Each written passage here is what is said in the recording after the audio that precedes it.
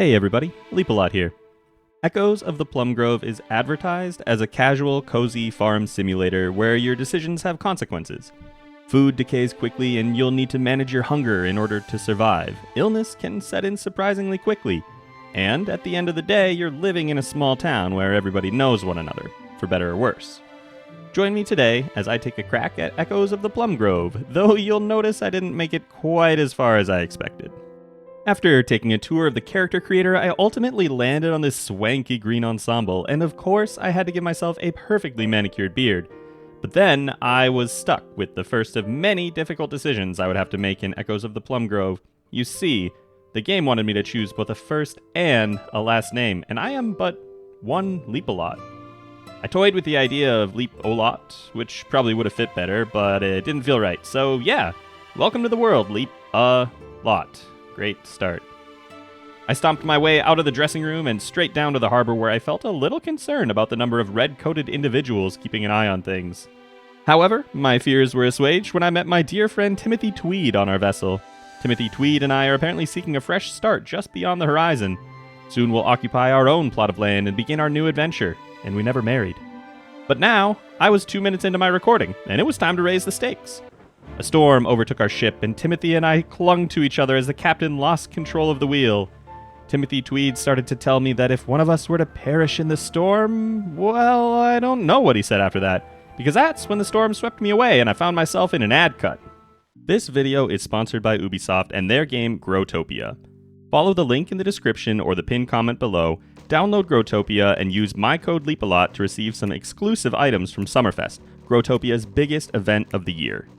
Growtopia is a free-to-play 2D pixel sandbox MMO where you're allowed to be anyone and create anything. You can grow items from trees and use those items to build worlds, customize your character, and more. The game is available on Android, iOS, PC, Steam, and Ubisoft Connect. In Growtopia, millions of accounts are playing together all on the same server, allowing you to chat, trade, and interact with everyone from everywhere. Try out all kinds of activities like fishing and pet battling, but also surgery? I have to say, that is a new one for me. This July, Growtopia welcomes its biggest event of the year, Summerfest. All Growtopians can lay back on the beach and enjoy the fireworks during this year's event. This is also the only time of the year when you can obtain the rare and highly desired Phoenix and Neptune items, along with over 40 other exclusive Summerfest items, including outfits and wings. These items are only available once a year, and this year they have the Phoenix Mantle, Beach Aura, Seaside Sun Hat, and Ultraviolet Wings items. And there's even a weather machine that will turn your world into Atlantis. Gather your summer surprises and test your luck. Check it out. I got a Neptune. Download the game via the link below and use my code LEAPALOT to receive your super fireworks and summer surprises that you can open to test your luck. Thanks again to Ubisoft for sponsoring this video. I awoke in the Paper Marioist house I have ever been in, and Luna McBell told me that I had washed up on the beach this morning, but it sounds like Timothy Tweed didn't make it. Then she's like, well, that's over now, don't worry about the life you could have had. You know, the memories you could have made, or the fact that dear Timothy Tweed's final words were stolen from you by the storm. After all, you barely knew the guy, right? Let's get on to the main story. So I did. In the next room, Mayor Quentin Whitfield identified me as one of the people who purchased a lot of land in the town. Then he once again reminded me that Timothy Tweed was most certainly dead. Thanks. After that, the mayor showed me around the town a bit and dropped me off near my farm, which is a bit of a disaster. And that was that. I was on my own. I stopped in the house and couldn't help but notice that my home contained only a single twin bed. Truly, Timothy and I must have been the best of pals. I checked out some of the crafting menus and decided to immediately neglect my farm and head into town. I grabbed some wood from trees, which will become an incredibly important moneymaker. Then I started meeting my neighbors. For example, Rose Swain, with whom I was immediately smitten. She's a fisherwoman after my own heart. Alice Odell, a fashion icon from the town. And there were probably other people too, but first, I had to sign the deed to my land with Quentin Whitfield. I was hoping I would have the opportunity to name my farm, but no, so Timothy Tweed's memory will eventually fade instead of being immortalized by the land itself. Also, I was told I would need to pay taxes every week, or else, I guess, I'm not sure. I continued meeting folks around the town and began to notice that everyone was calling me Leap-A-Lot, which honestly was kind of embarrassing, and a little unnerving. What kind of deviant calls people by their entire name to their face in every conversation, anyway? Isabella Whitfield, daughter of our fine mayor, tried to wingman for her dad and let me know that Quentin Whitfield is actually a fun guy, okay? Which is just a strange way to refer to your father. And once I had met enough folks around town, that very same Quentin Whitfield gave me some seeds to get my farm started. Okay, I can't keep doing this first name, last name thing. Unless. So back to the farm it was. I cleared some land and planted turnips, potatoes, cabbages, green beans, and wheat. Then I had to literally Google how to refill my watering can because I'm incapable of reading simple instructions as presented to me in-game. All in all, not a bad start to the day. I also paid my taxes earlier today, which was a huge mistake. It meant spending all the money I could have used for more seeds or food or really anything. But that's probably fine. I had a weird save error between days 1 and 2, which meant that I loaded in at like midnight, then went to bed, and all my crops were watered in the morning, which is neat. Also, I guess I woke up at like 10 a.m., which is not so neat. I spent my second day in Honeywood much as the first. I wandered around exploring the map and collecting forageables. I chatted up the local singles, once again starting with Rose Swain. She also told me they have a blood moon here, so I guess I'll be on the lookout for moblins. I noticed the blacksmith, Roland Smith, had a quest to bring him a rocking chair for his mom, and he was offering a lantern in return. I didn't really know what that was for yet, to be honest, but I also knew that I couldn't craft the chair anyway. It says right here that a sawmill worker should be selling one, but I've already established that I can't actually read instructions, so I ignored that and tried to head into this cool cave I'd found earlier in the day, which is what you need that lantern for. Shucks. I stole some cherries from a dairy farm after that, tried and failed to visit the House of Spells, and then headed home to get some pemmican and go to sleep. I'm realizing now that as I write this that I haven't really talked about food very much yet, so I'm going to for sure cover that tomorrow, I promise. I woke up on day 3 a little hungry, but before eating anything, I slapped down a drying rack that I had just been carrying around in my pockets for a couple of days. This little baby turns my cherries, or vegetables, or fish, or whatever, into a dried version of that item.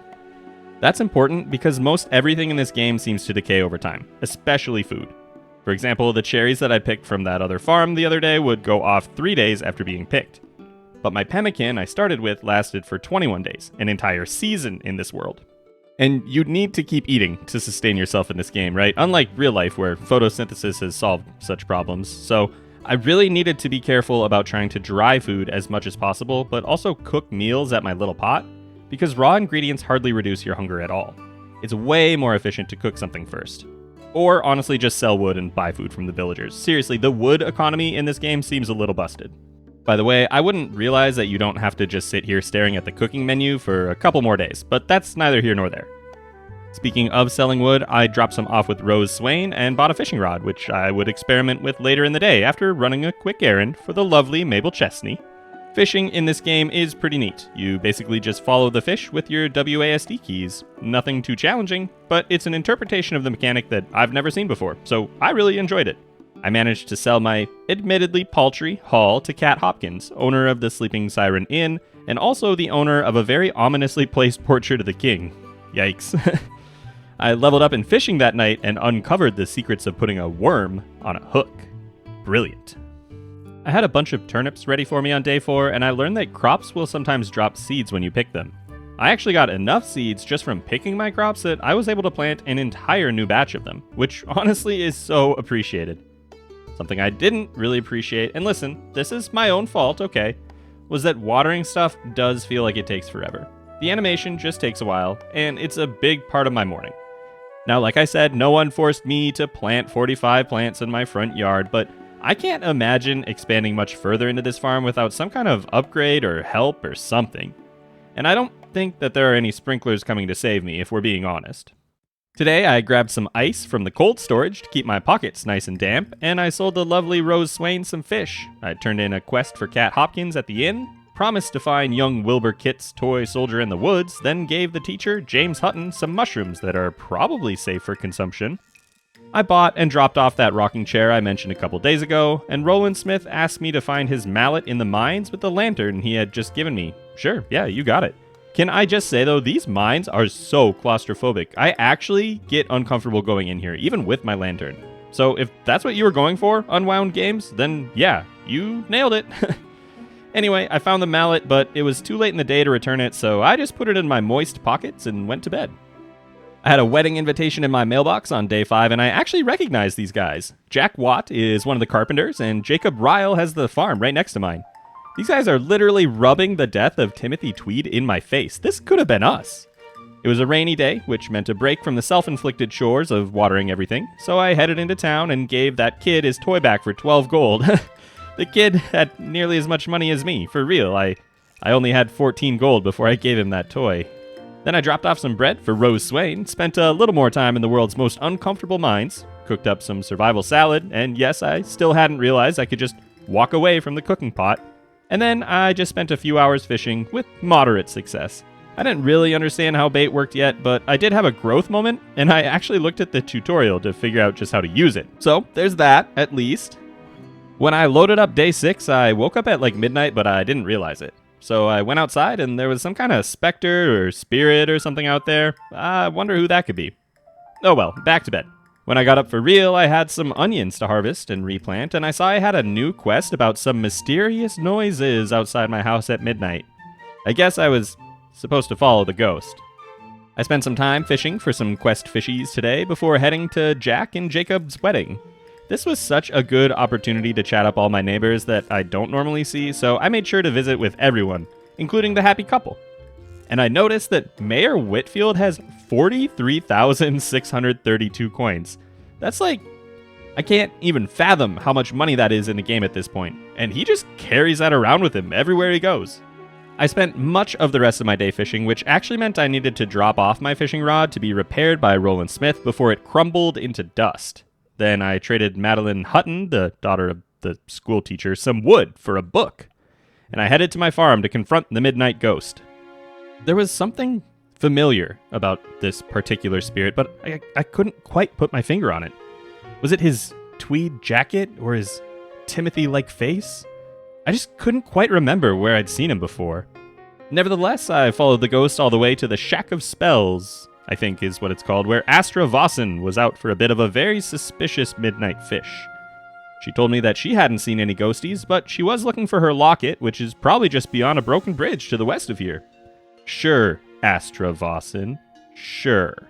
It took me all the way until 3:15ish to get back home, which meant I slept in a little more than normal. Not more than that weird first day, though. That meant day 7 started at about 8:20, and I had a lot of work to do. There were so many crops to harvest, replant, and water today that I legit went back to the tutorial to see if there would ever be a way to kind of like streamline this process. It looks like, just as with most of life's little issues, child labor is the answer to this problem, as your kids can help you care for the farm if you don't bother sending them to school or have them apprentice to someone in town. Sunday is market day, apparently, which is very exciting since it's another opportunity for me to chat up all the townsfolk and do some shopping. I dropped off that book I bought from a literal child yesterday to Sarah Edwards, who basically told me I wasted my time, but she did at least give me enough money to cover the cost of the book. Why did you give me 3 options if you knew your daughter wouldn't want this book, Sarah Edwards? I made sure to stop by Rose Swain's stall, but she didn't really have anything to offer other than her brilliant smile, so I just toddled around town and fished the day away while making sure to pick up wood from as many trees as I could on my travels. I wanted to fix that bridge for Astra Vossen since it seemed like there was more story to be found from that particular questline. Today's most important discovery, however, came when I finally realized I could leave my food to cook instead of staring at the loading bar as it ticked up. This is going to save me like 10 seconds a day. Amazing. I woke up even before dawn on day 8 and quickly harvested my first batch of wheat. I was hoping I'd be able to get set up with a coop or barn soon, but honestly I was kidding myself. I wasn't even close at this point. Off into town I went then, selling a ton of fish and crops to Rose Swain for some cash to pay this week's taxes. Actually, I had to stop at Roland Smith's to sell even more of my turnips that were going to go off tomorrow because Rose Swain simply didn't have enough cash on her. I stole some more cherries from the Bailey Dairy Farm, bought the supplies I would need to craft more drying racks, then did a bit of saltwater fishing before collecting more ore from the mines. But that was it for day 8. I was just collecting materials and cash at this point. Another wedding invitation awaited in my mailbox on day 9. My dear friend Roland Smith was marrying Martha Lloyd, owner of the local bakery. Cute. Later in the day, Temperance Crump tried to give me a quest to insult some of the villagers for being too noisy, and I honestly might have taken it, except she wanted me to insult 20 people. That's like half the town.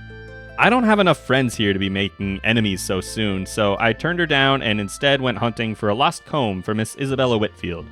It was over by the broken bridge, which reminded me that I really needed to collect more wood and buy more nails to get that thing fixed. So that's basically what I did for the rest of the day. I collected more forage and snagged more wood from every tree I walked past. I also cleared up a bit more of my farmland today. I didn't really have plans to expand my growing field, but the weeds and the rocks and stuff were just unsightly. I also installed a well for like the first time ever in a farming game because the walk to the river was kind of getting annoying every day. Not such a busy day, but you know what? They don't all have to be.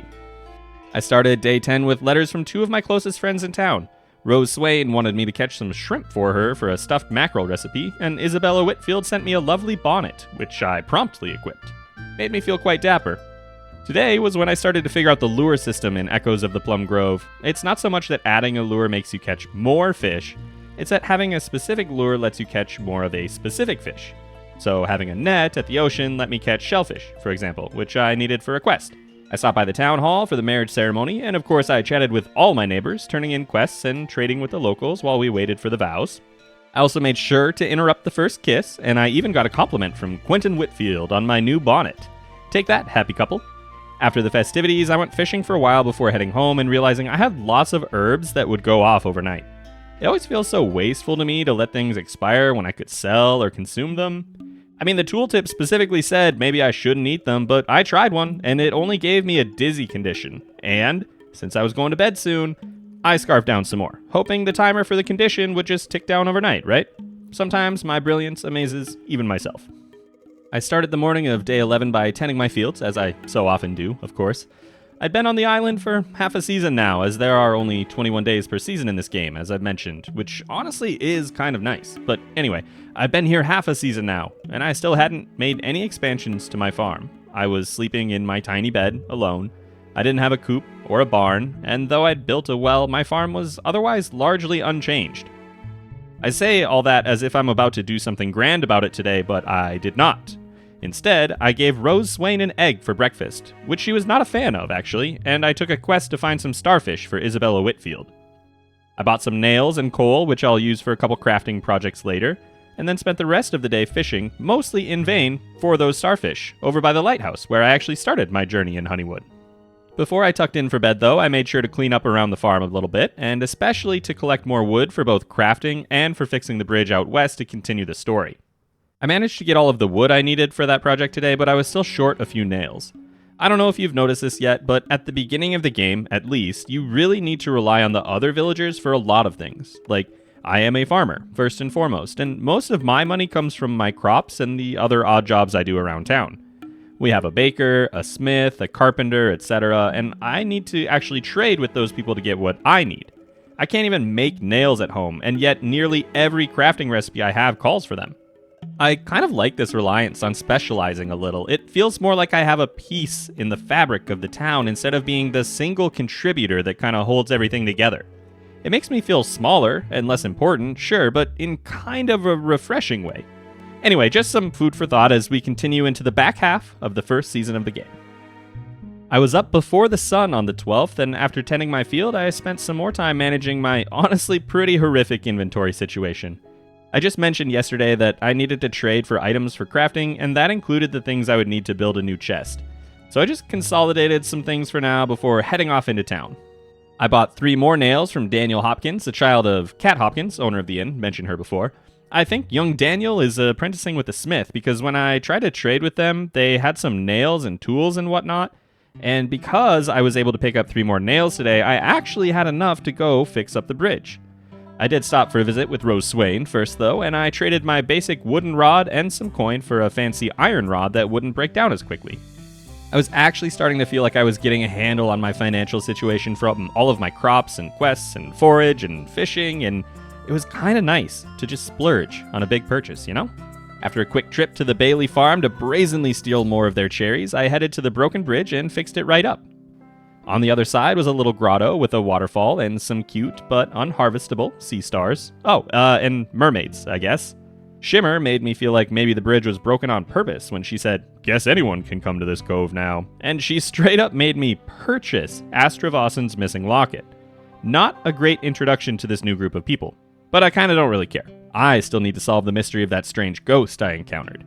I tried to drop off the locket, but of course the House of Spells is closed every day except Saturday night, so I guess I'll have to come back later. Instead, today was spent cooking up some more grub, selling off more items, and trading for things like nails. And I slapped down another drying rack, bringing me up to 3 of the things. It's a long time until winter still, but I think I'm off to a pretty good start getting ready for the growing season to eventually end. Rose Swain sent me some catfish in the mail on day 13, and oh my goodness, look at this field. Oh god, it's so much. But that's good. It meant I would have plenty to trade during market day, right? After about 3 hours of harvesting, planting, and watering new seeds, I headed into town to visit my neighbors and join a fishing competition that was running today. I mean, I just picked up a fancy new rod yesterday after all. I got a little bit sidetracked though because I found Astra Vossen in the town square and turned in the locket quest with her. This instantly brought me to her home where I got into a little bit more of the story. Now that I'm a trusted locket retriever, I was shown a secret basement and told that only I could free the poor souls trapped below. I'm a little concerned about this whole situation, and it's made worse each time that Miss Vossen cryptically remarks about the mistakes of her past and how she's not welcome below this strange staircase. But whatever. I lit up my lantern and headed down the stairs to meet my fate below. The more astute viewers out there may have realized this already, but the ghost I'd seen before was my dearest Timothy Tweed, and he was waiting at the bottom of the stairs in front of some terrifying monumental tree thingy. Timothy Tweed explained that the people who died on the shipwreck, and presumably anyone who dies in Honeywood, are unable to pass on to the next life, as this portal was broken at some point.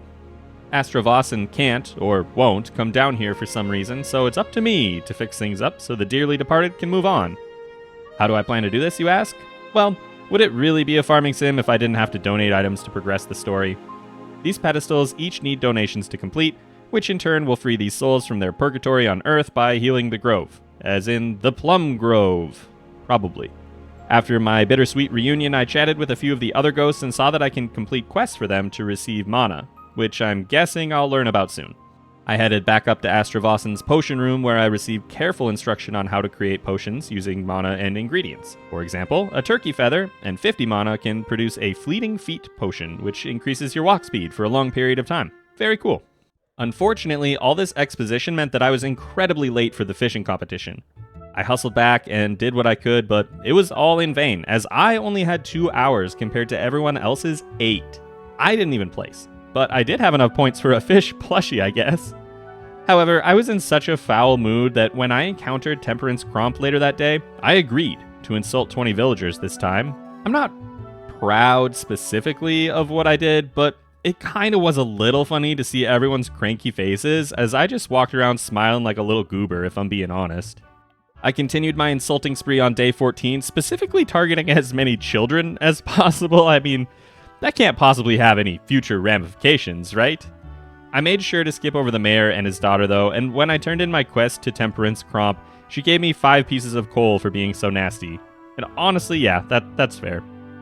I gave Rose Swain a cherry today as a gift, which was received much better than the egg from a few days ago, but when I went to check our relationship, I realized something about her. Rose Swain is a lazy drunkard. No, seriously, I'm not slandering her. Those are literally her traits. I mean, she's also romantic, but could I really court such a woman? My next dearest friend was Miss Isabella Whitfield, who was romantic as well, but also generous, and some other trait I didn't know about yet.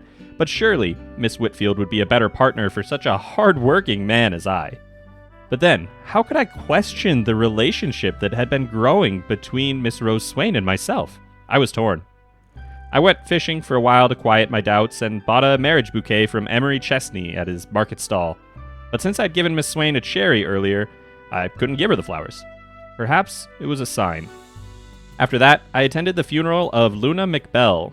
When I was playing, I actually kind of forgot who that was, but now that I'm writing the script, I realize that's actually the woman who pulled me from the ocean at the beginning of the game, and that makes my next actions quite despicable in retrospect, because you see, it was today that I learned about the emote menu, and I may have used it to put on a very smug face and do a little cheerleading routine at the grave of Miss McBell. I also pantomimed her death. Listen, these things happen. And as a reward for my social prowess, I was given the opportunity to choose between 2 skills overnight. I could increase relationships more quickly, or decrease the price of buying items. I took Haggler since it seems like making friends isn't too difficult, as long as you don't insult them or tap dance on their mother's grave or whatever. I unlocked the very last trait of Isabella Whitfield on day 15, which meant I had a very difficult decision to make. Should I propose to the lazy, romantic drunk Rose Swain, with whom I shared a love of fishing, or the kind, romantic, and generous Miss Whitfield, whose father had something like 47,000 gold coins in his back pocket? Well, I had a few days to consider, since I'd given them both gifts recently and I couldn't offer a marriage bouquet even if I wanted. I stopped by the mines today for some ore for the first time in a bit, then spent most of my day fishing for starfish for the aforementioned Miss Whitfield. Before bed that night, I cleared a bit more space on my farm, and I constructed a composter which would turn trash into fertilizer to increase my crop quality. Neat. I had a great big turnip harvest on day 16, so I spent a few hours managing my land before trading just about everything I could for some bricks. You see, one of the quests I'd completed recently had given me a furnace recipe, and if I could get one of those bad boys down, I could actually smelt my own metal bars for upgrades and for construction projects. I was really looking forward to that. I tried to stop by Rose Swain's house in the morning, but she wasn't home. The absolute state of the place forced me to continue questioning my loyalty to our small town's fisherwoman. And after that, I turned in my starfish quest to Isabella Whitfield, and I made a difficult decision. I gave her the marriage bouquet. I was torn up inside, but I knew this was the right call. However, before she was willing to get more serious, she had a quest for me. I was to befriend her mother, a superstitious, proud, and selfish woman. Great. Exactly what I want for a mother-in-law. I did my best to make overtures. I spoke with her in the family sitting room. I gave her one of my homegrown peas, but Mary Whitfield was going to be a tough cookie. So, while I worked on her friendship, I figured I'd get some other chores knocked out. I collected more stone and ore from the mines, snagged some more cherries from the Bailey Dairy Farm, and poked my head into the local mausoleum. Kind of a cute place. Then I made a preservative jar to get some jam for Lady Whitfield, and I headed off to sleep. I bought the final bricks I needed for my furnace on day 17, and after collecting some stone, I crafted and placed the thing outside. Now I'd have the ability to smelt bars from 3 identical ores at a time. It does take absolutely forever though, but I didn't know that at the time. But the reason this is so important is because buying those bars is kind of prohibitively expensive, and I'll need them for crafting machines like the preservative jar, but also for house upgrades and farm buildings. I also continued my incredibly slow march toward friendship with my soon-to-be mother-in-law, then attended a wedding between Bridget Lloyd, daughter of the baker, and William Watt, the brother of the other carpenter who married earlier in the season. Those Watt brothers must have been some very eligible bachelors. I also found the animation for actual dancing today, and made sure to express my excitement for the marriage right in front of the happy couple. And after that, it was down to the mines for more metal, and back home to my farm to collect more stone. My first steps outside on day 18 found me in what I would consider to be a very disconcerting fog. After wrapping up my chores at home and speaking with the villagers, though, it seemed that no one really minded the spooky ambiance. I encountered Rose Swain on my way into the town square today, and though she didn't know my inner struggle, I felt guilty nonetheless. But then she told me she sees mermaids all the time when she drinks, and I kind of felt a little better. I won't stick around on this day too long though, because watching it back during editing, I realized it's kind of hard to see. So here's the cliff notes. I spoke with Mary Whitfield, got some cherries for a quest, went fishing for a bit, stopped by the mines, collected my first smelted bar, and did some inventory management. Not bad. Day 19 was looking to be a bit more normal, I guess. I had a letter from Isabella Whitfield with some buttered lobster. Not sure how she fit that in the mailbox, but I'll take it. Then it was harvest time, and with the season ending shortly, I didn't bother replanting anything, which was a blessing, to be honest. I realized today that if you talk to most of the kids and offer to trade them, they'll give you sticks and dirt and sand and stuff for free. Those things are actually useful for fertilizer or crafting, and so this is just an amazing discovery. I'm not sure if that's because the kids like me even though I insulted them all, or if those items just always have a 0 gold value, but whatever. I regifted the lobster dish from Isabella Whitfield to her mother, and that actually propelled me up to the required friendship level to complete the quest for Miss Whitfield. I quickly bought an engagement ring, turned the quest in, arranged a date for Miss Whitfield and myself for the next evening at the lighthouse, and celebrated the whole thing with a quick jig. Then I went to go visit my dearest friend Timothy Tweed to give him the good news, but he was nowhere to be found. I bought a death cake from Astravasan while I was in the area, and then left to very sadly mine for more ore. I ate some strange herbs before bed and called it a day, going to bed with kind of conflicting feelings. There wasn't actually a lot to do on the farm on day 20 since most of my crops were either dead or harvested already. That meant I made it into town early to do some trading, and I could also run some errands for my neighbors. I made sure to pick some cherries since I was guessing they might go out of season soon, and then I headed to the lighthouse to just fish until it was time for my date with Miss Whitfield.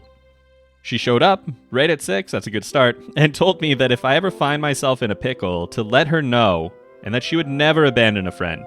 Okay, I just kind of fished around in my inventory and produced this, a wedding ring.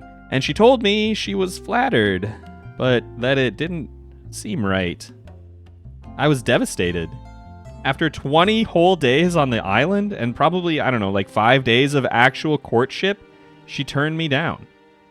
I didn't even know what to do, and there wasn't anything to do.